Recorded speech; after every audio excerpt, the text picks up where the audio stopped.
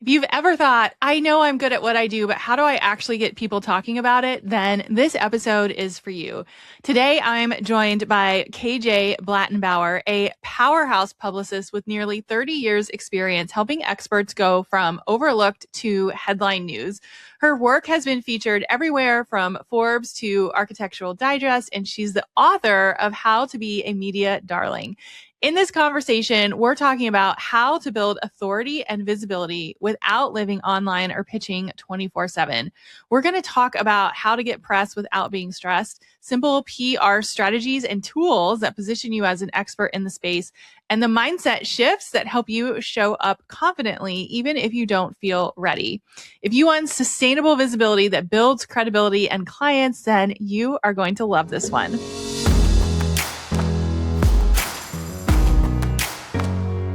Hello, KJ. Welcome to the Crush the Rush podcast. I feel like this interview has been a long time coming, so I'm so excited you finally made it on the show. Thank you so much for having me. I'm so excited to be here. Yes. Okay, we're going to dive right in. And the question that I love to ask is, what does building a life-first business mean to you right now? Building a life-first business to me right in this moment, I'm fresh off a book tour and a lot of travel, and I feel like it's completely changed in the last 30 days. So a life-first business, for me, my calendar reflects my values, not my ego. It means I'm building visibility for visibility's sake. I'm building assets like books and frameworks and intellectual property and relationships with people, things that compound without me performing daily. So if I've learned very recently that if my business requires me to constantly prove I matter, that's not life first for me. That's survival mode, and I can't handle that. Life first for me is calm money, it's strategic visibility, and it's authority that's going to work even when I'm logged off. Yes, I love that. I mean, we talk about that all the time. You said calm money. Can you tell me what that means? Predictable income, not chasing the next big thing, not having a trend. I know very well at this point in my career and my business, here's how I need to show up for my target people. I don't need to chase the next thing. I don't need to be famous for famous. I don't need to be cover on this thing because my ego wants me to be on the cover of this thing. I know who my people are, how to show up for them. And when I do that, it's strategic. Same amount of revenue generated every single month. No hustle. Yeah, I love that. Everyone wants that. What's one thing that you learned when balancing your calendar when traveling? I was notoriously bad about, it's just one more thing. I can fit in one more thing. And then I'm a perpetual people pleaser. So saying no makes me feel bad. I want to help as many people as I can, but there is protecting your peace and your boundary. And you can't serve from an empty cup, as cliche as that sounds. If I'm tired, if I'm running late, I grew tired of being tired, but I also grew tired of starting every call with, I'm so sorry I'm late. Because it just feels disrespectful and it starts things off on the wrong foot. And so it's, I can't fit that in today. What about X? Or I have so much on my plate right now, want to assist you. I can't. What about this person? And so it's just spreading the wealth other places to making sure that my grass is green, watered, and I'm being fed and rested. I love that. So you've been in PR for a long time, 30 plus years. And I'm curious, like, how has your definition of success evolved? Like, what matters now, maybe that didn't matter early on? I think after 29 years, I think I've learned that early on success for me was proximity to big names, celebrities, Hollywoods, glossy logos, all the stars, all the lights, all the cameras, all the covers. Now it's leverage and it's peace. I don't care about being in the room. I care about owning the room's narrative. I don't need to chase press for ego hits for me or my clients. I want to build authority and teach others how to build authority that drives revenues, referrals, and long-term positioning. So success today is it's reoccurring revenue. It's clean systems where there's no friction.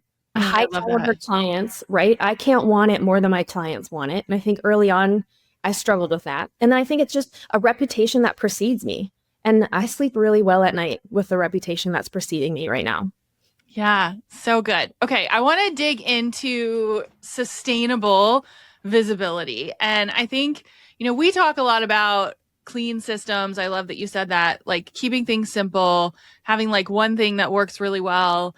And I think a lot of people still are, I need to get in the room with big names, or I need to be on the cover of XYZ, or I need to get on the Today Show or write a book for PR to actually work for me. And so I'm curious, like, when you think of the word sustainable visibility, what does that mean for you right now? And what does that look like in practice?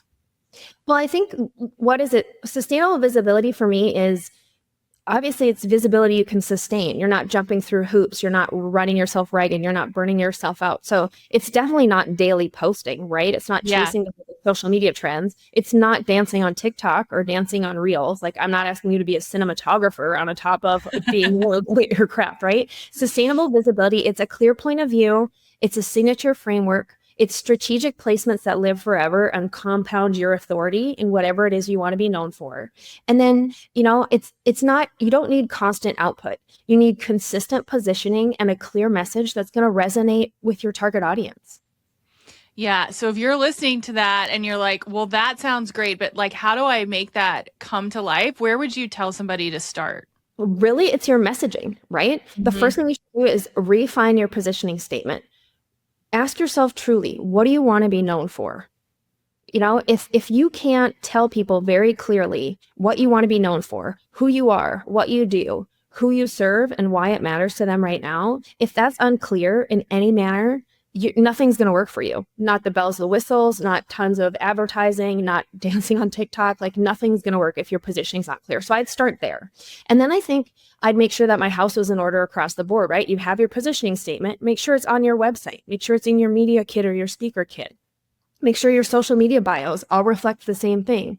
Any other third-party websites where your expertise is highlighted, make sure that that also reflects what you have on everywhere else. Because the first thing that's going to dilute trust, that's going to ruin PR, that's going to crush your authority, is if someone Googles you and it says one thing here, something there, links aren't working, branding's outdated, your picture is so old, you look like you just graduated from high school, and we know that high school's a long time for you. The consistency. People want to know, trust, and like people that they work with. If across the board your house is in order and your positioning is the same, your branding is the same, images are the same, what they're hearing and comprehending is the same, and it's very clear to them, they're gonna know, trust, and like you before they even get on the phone with you. They're gonna be ready to sign up. They're gonna feel like the 6 or 8 or 9 or 18, whatever the touch points are now before you close a sale, that'll have already happened because they'll be so familiar with you at every turn. So that's where I tell people to start. Yeah, I love that you said your house is in order, because a lot of times I will share the same thing. Like, even if you're not on Instagram, like, at least have the right statement, have your website match that, have the blog posts coordinate with that, have your podcast episodes align with what you're talking about. A lot of times when we talk about this, women in particular get really nervous because they think, well, I'm not good enough to, maybe be the headline for something, or maybe I'm not qualified enough to look like I have my house in order, right? And Right. so I'm curious, over your career, like, what would you say to someone who needs like a little boost of confidence? Like, you are worthy, and you are the expert. Like, you have experience in the categories that you're an expert in. My favorite pep talk, and honestly the favorite keynote that I give, is called "You're a Big Deal, Act Like It," because we all Oh, are. I love that.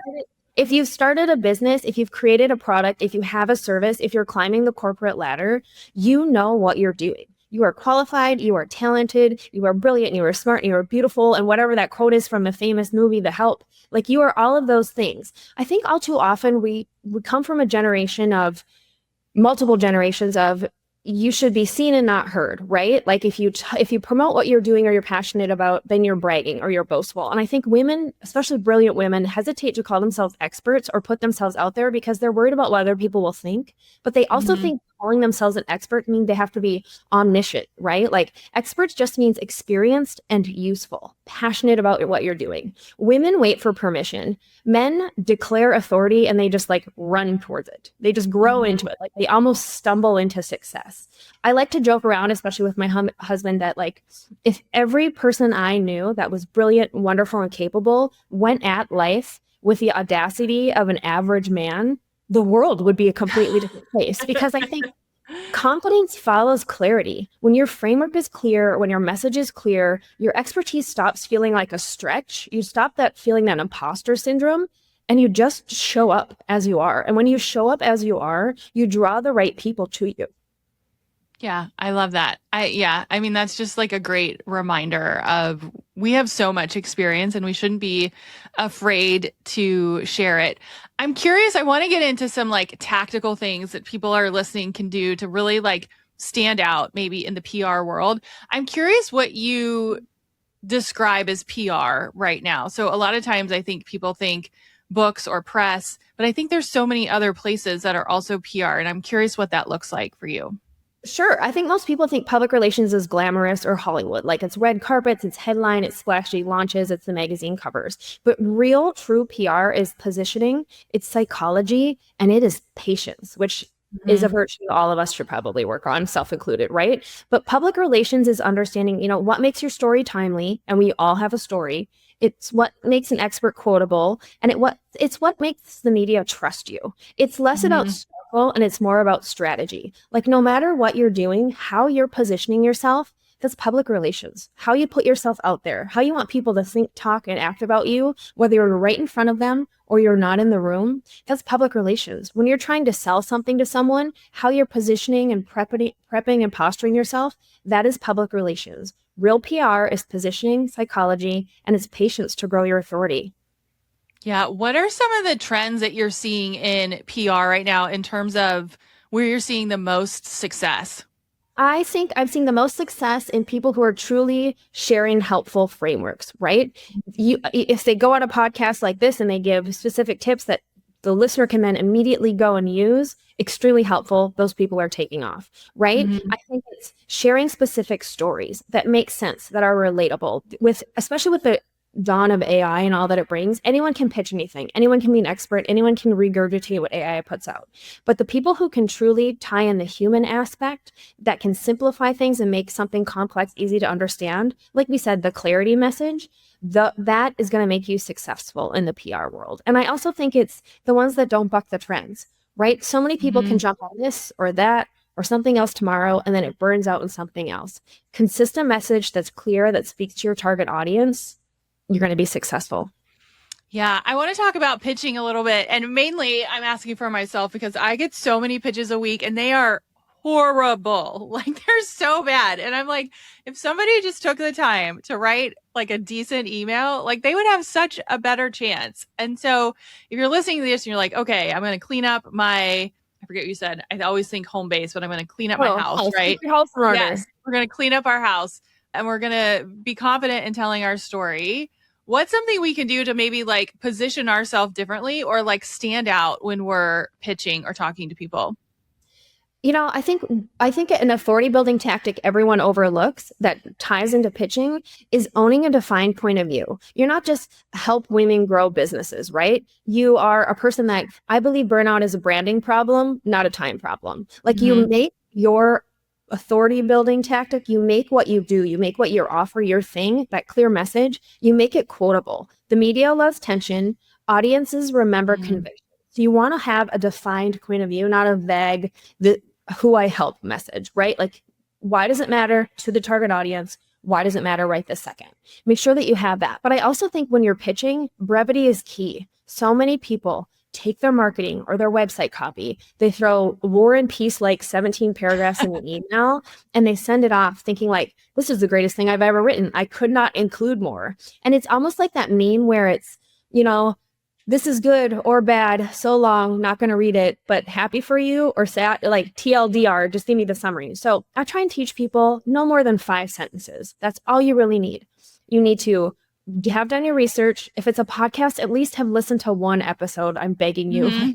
Don't just cold pitch something you've never heard of. Or worse, cold pitch a podcast that doesn't take guests, asking to be a guest. Yeah. Like, you're not going to be the first one. You're not going to change their format, right? So the goal is 5 sentences. The goal is brevity. And the goal is to tease the person enough that you're pitching that they're interested and want to learn more. Don't give them the whole story. Don't give them your marketing speech, but give them your one clear message. Hi, just listen to your last episode featuring so-and-so, and then one quick thing that resonated with you so they know that you truly listened. You're not blowing smoke, right? And then the next sentence should be, here's who I am, here's who I serve, here's why it matters to your audience, here's why I should come on. Then 2 or 3 facts, how they can reach you, or a media kit if you want to link that. Don't attach, include a link, because people don't open attachments in the day of, Yeah. malware and other things. Then send it off and then wait a couple days. Give them 5 to 7 days. People are busy. Like you said, you get so many pitches a day. If you haven't heard back, I like to forward on that same email, and I change the FW in the subject line to follow up, so they know they're getting Mhm. second. And then I have a 1-sentence follow-up that just basically is one more fact about why their target audience needs to hear from me, the expert, right now, why it's important. I send that off. I wait another 5 to 7 days. I'll probably do a third follow-up the same way. If I have their phone number, which I know a lot of podcasters don't put out there, a lot of other places don't put out there, but in regular media, Yeah. they do. I actually pick up the phone because people are so not used to their phone ringing that when a phone rings, it's human nature to just pick it up. And then I you have would die if somebody called me to pitch the podcast, I would be like, okay. Like, Right. You how as a did this podcaster happen? would. Yes, Yeah. but like magazine editors, newspaper editors, the TV crew, they'd be like, oh my gosh, someone actually called us. Like, the newsroom number, they would be so shocked. They'd pick up every time. Every time.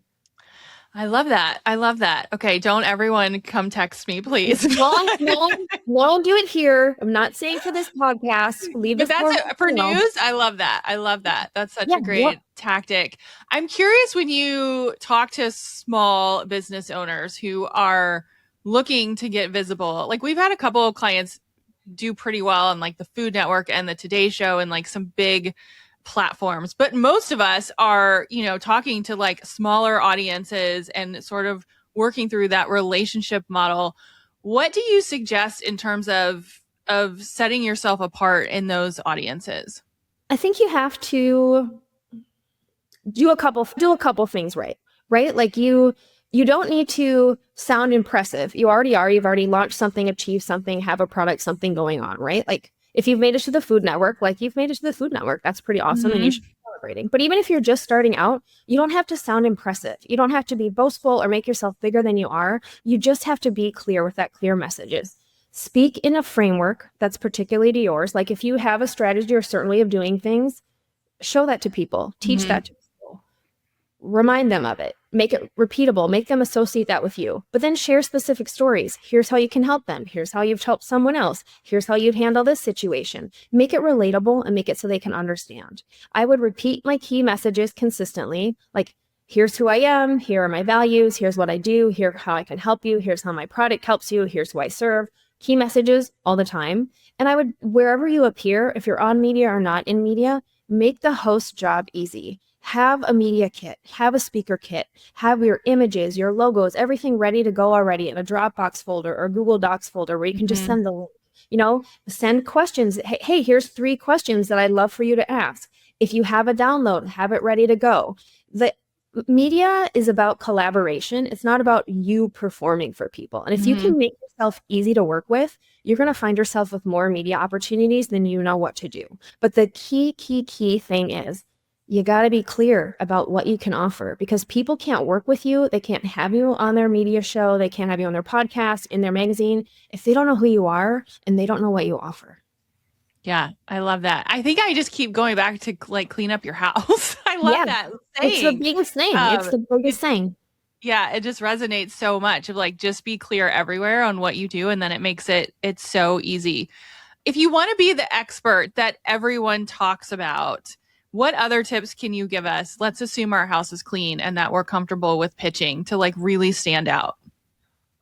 I would say if you had some time to work on PR, I would refine, again, you've got your house in order, but just make sure you really have refined your positioning statement, right? Have to make it clear. If it's not clear, if it doesn't resonate with your audience, nothing else is going to work. And as your business evolves, that positioning statement's going to evolve, right? So make sure that you set aside a time every month, every quarter, however quickly you're moving, to make sure it matches who you want to serve and what you're doing. I think the second thing is you got to build an authority asset, right? It's a strong podcast pitch, a byline article, a speaking topic, something of that nature.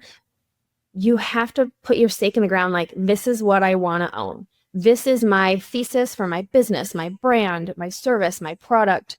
Strong podcast pitch, byline article, speaking topic, something of that nature. be known for something. I think the third thing is to nurture relationships, right? Mhm. Email to editors or hosts thoughtfully every single month, whether you have something to pitch them or you want to be helpful in something else, those sorts of things. Just make it a goal. You don't have to do 200, you don't have to do 2,000. Go with two. Start building and nurturing the relationships, because if you can help them now, they're going to remember it and help you later. And I don't think you need to spend like 50 hours scattered trying to do tons of public relations things. Aim to do 15 minutes every other day. Aim to maybe do Mhm. an hour a week. Just start building how you want to talk about yourself, how you want to position yourself. Figure out where your target audience is. What are they reading, watching, listening, and doing? Only focus on where those people are, and you'll find Mhm. everything else, the hard work, the burning yourself out, it'll fall by the wayside and you'll start seeing traction. Yeah, I always say it's like pumping a well with like water because it takes a minute to like get going. So like Yeah. when we first started our podcast, like I was having to pitch all the time to get people to come on the show, and now it's like the opposite, but it took time for people to, understand like who we are and what we do. And so I do think if you put the work in at the beginning, it does start to get easier as you continue on because people recognize you and your house is cleaned up and they've heard you and they have examples from you. So, Right. Yeah, and I think it's important too that it's a slow build, and you have to remember it's mhm. a slow build. People always say it's a marathon, not a sprint. But I think all too often, for me, I call it a snowball effect. It takes a little bit to get the ball rolling, and then all of a sudden that huge snowball is rolling down the hill, right? Like you get Yeah. one press opportunity, if you leverage right, you get a second, the third, spinning out of control, and like your media thing has taken off. It's amazing. But too many people don't wait for the slow build. They think they're going to get one press hit and it's going to change their life. No, you have to leverage those things. You have to leverage the Mhm. authority so a couple things compound and you'll see it. The other mistake I think people make is that they can't handle the rejection. They get Mm. one no from a pitch, or they get one, someone doesn't answer and they just give up and they think they're awful and it'll never work out. Rejection in the media is rarely personal. It's about timing, it's about angles, it's about their editorial deadlines and calendars. I try and teach my clients, and I have to remind myself to separate identity from outcome. You don't Mhm. say, I wasn't chosen for a media placement. You say, this pitch wasn't a fit for this outlet at this time. That's it. You refine, you re-angle. Every rejection in business, in life, especially in public relations and media outreach, it's data. It's something to learn Mhm. from. It's not drama, and it's not personal rejection.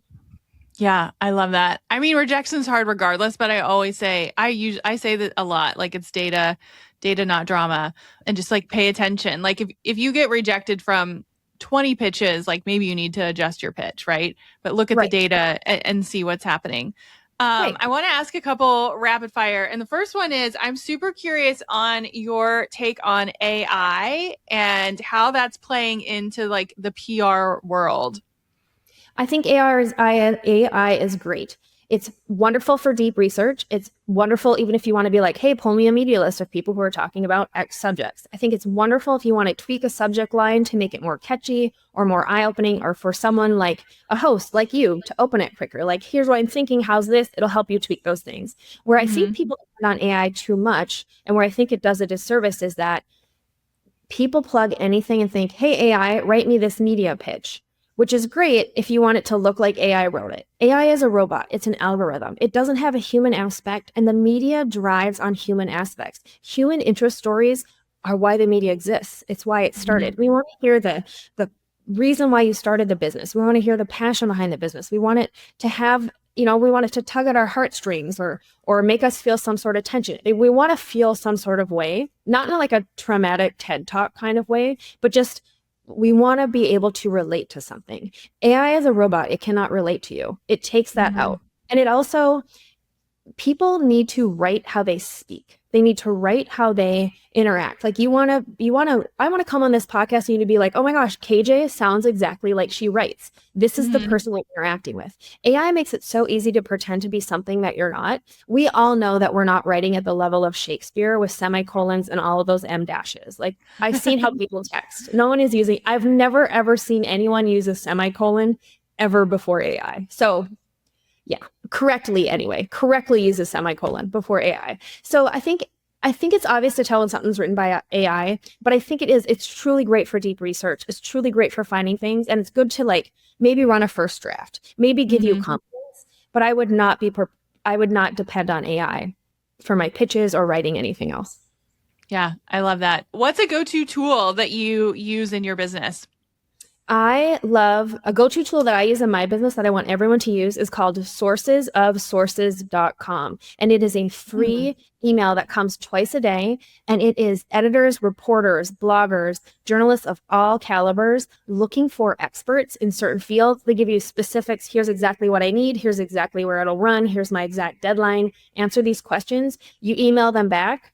And if they want your story, they're going to run with it. You don't have to do any further interaction unless it's a in-depth interview, but I've had clients be everywhere from Vogue to Elle magazine to Time magazine to popular blogs, even huge podcasts just from responding to an email that comes twice a day, and it's free. Sourcesofsources.com. Love it. Yeah. Is that kind of like Harrow or So what's the other Harrow one? used to be amazing and great. A guy named Yeah. Peter Shankman started it. He sold it off to private equity, and as private equity does, kind of ran it into the ground. And so Yeah. you can still do Harrow, but you have to pay for Harrow. It's not that great. And Okay. so Peter was so fed up by how they'd ruined this machine he built. He started Sources of Sources last year, and it's the brilliance of Harrow back in the heyday. Love it. Oh, I love that. I'm totally going to do that. What's one visibility habit that you feel pays off long term?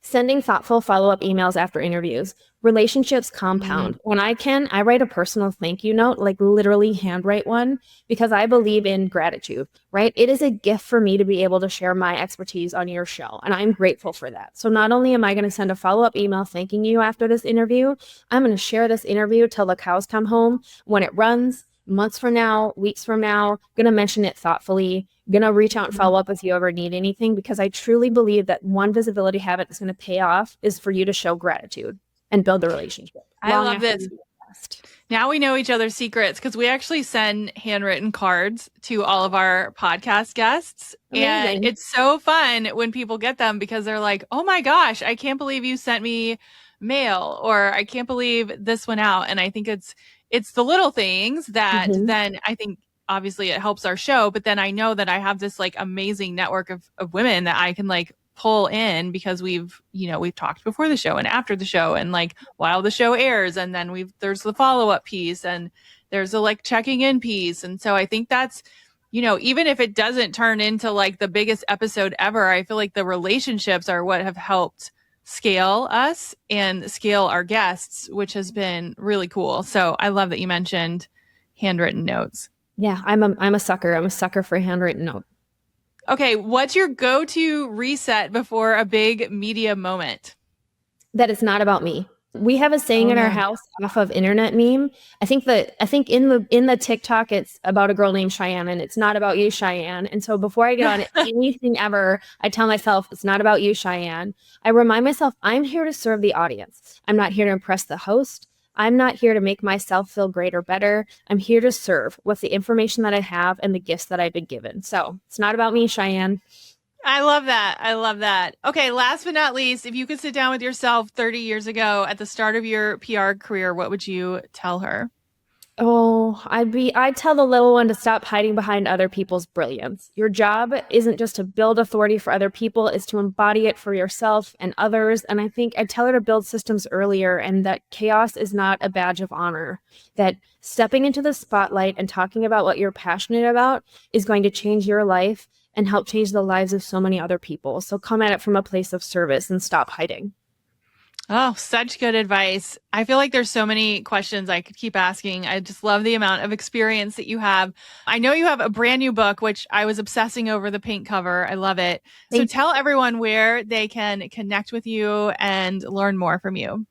I love a good chat. So I'm on Instagram 24/7 at KJ Blattenbauer. You can also find me on my website, hearsaypr.com, and LinkedIn, KJ Blattenbauer. I was happy to connect. I love My that. Thank you so and the much, top is the AJ. book. The book literally Yeah. Amazon or anywhere books are sold. It's called Pitchworthy. The pink version is going to walk you step by step through everything you need to know about public relations, and the white version is literally step by step a workbook, so you can put all that you've learned from the pink book into action immediately. I love that you have two versions and they're pink and white. That's so fun. We'll put the link to the book and Instagram and LinkedIn and the website in our show notes. So thank you so much, KJ. Thank you. Thank you so much for having me.